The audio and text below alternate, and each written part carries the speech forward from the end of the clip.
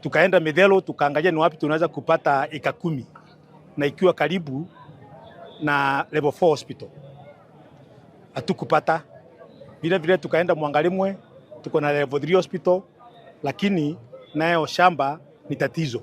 Na within hapo pahali hiyo hospitali iko.